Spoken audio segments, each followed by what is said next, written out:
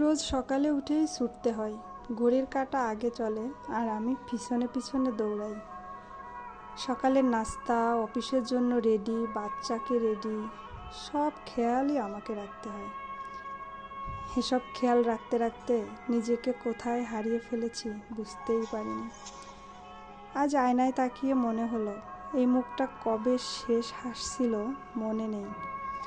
এমন না যে আমি কষ্টে আছি, আমি শুধু নিজের মতো নেই।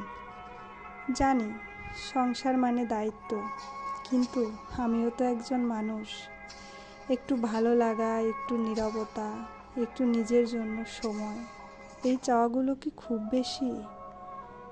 আমি কি একদিন শুধু নিজের মতো করে সকালটা কাটাতে পারি না?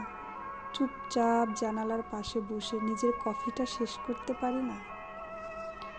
সারা দিন কাজের পর রাতে যখন সবাই ঘুমায়, আমি তখন আয়নার সামনে দাঁড়াই, না সাজতে না, শুধু একটু নিজের মুখটা দেখতে। এই মুখটা সারাদিন কত কিছু সহ্য করে। কেউ বলে তোমার তো আর কিছুই করতে হয় না, আবার কেউ বলে সব কিছু তো তুমি নিজেই করো। হ্যাঁ, আমিই সব করি, আমিই সব পারি।